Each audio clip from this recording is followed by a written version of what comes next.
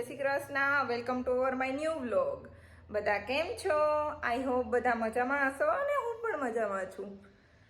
મારી સવાર પડી ગઈ છે, મારો બ્રેકફાસ્ટ થઈ ગયો છે અને મારે ઓલમોસ્ટ કામ પણ પતી ગયું છે અને મારે જવું છે શોપિંગ કરવા. તો હું આજે થોડીક વહેલી ફ્રી થઈ ગઈ છું કારણ કે મારે શોપિંગ કરવા જવાનું હતું. એટલે તો મારા હસબન્ડ ઓફિસ ગયા, એને સરપ્રાઈઝ આપવાની છે એટલે સરપ્રાઈઝ આપવા માટે એને ઓફિસ મોકલી દીધા. હું હવે જઈ શોપિંગ કરવા. એમને સરપ્રાઈઝ આપવાની છે એટલે એ આવે ઓફિસથી એ પહેલાં ડેકોરેટ કરવાનું છે, શોપિંગ પણ કરવાની છે. તો હું અત્યારે જઈશ શોપિંગ કરવા. શોપિંગ કરીને આવીશ પછી હું કરીશ એની માટે ડેકોરેટ. તો એની માટે હું શોપિંગ કરવા અત્યારે જઈ રહી છું અને હું શું લઈશ ગિફ્ટમાં, પછી ડેકોરેટ સામાન. થોડોક મારે ડેકોરેટ સામાન આવી ગયો છે ફ્લિપકાર્ટ પરથી મેં થોડુંક મંગાવેલું છે એટલે થોડુંક આવી ગયેલું છે અને થોડુંક શોપિંગ કરવાનું છે.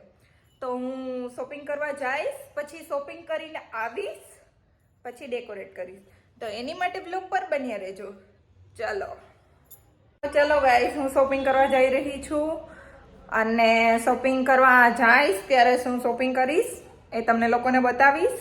એની માટે તમે બન્યા રહેજો.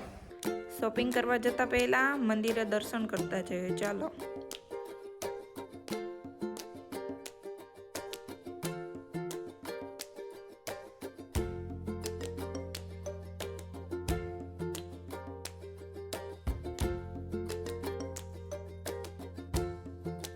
શોપિંગ તો કરી લીધી, હવે ડેકોરેશન કરવું જશે ને. તો ચાલો.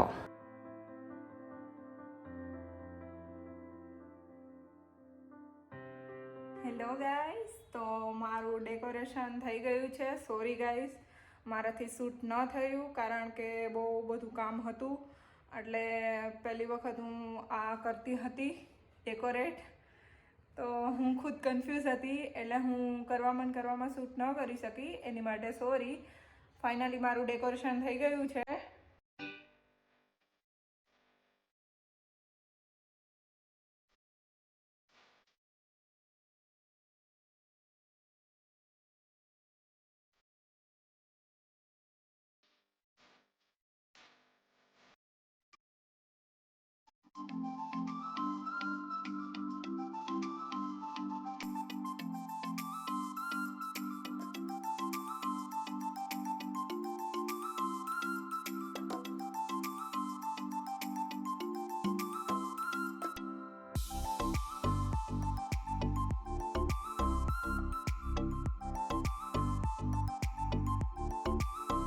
ફાઇનલી મારું ડેકોરેશન કમ્પ્લીટ થઈ ગયું છે અને મને આ બહુ જ ગમ્યું છે.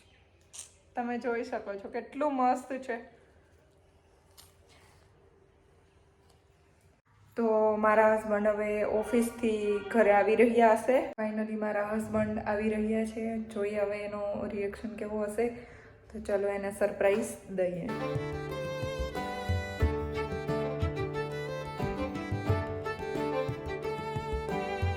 A few moments later.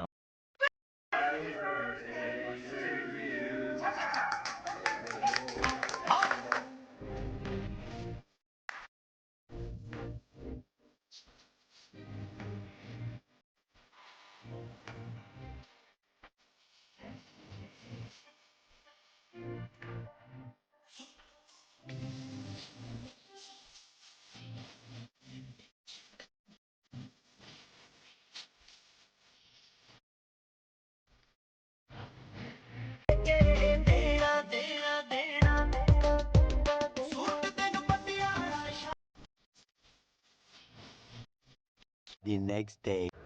બર્થડેની cake cutting થઈ ગઈ છે, તો હવે પાર્ટી તો લેવી પડે ને.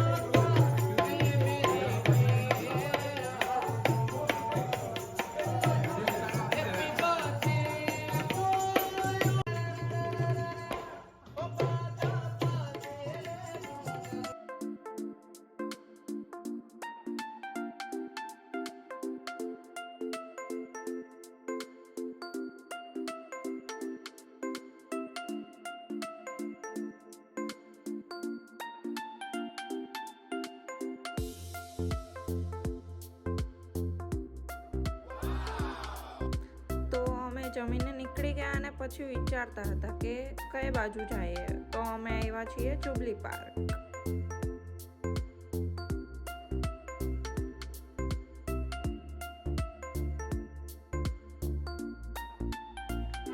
તો આ હતું જુબલી પાર્ક. તમે જોઈ રહ્યા છો કેટલું જ મસ્ત છે.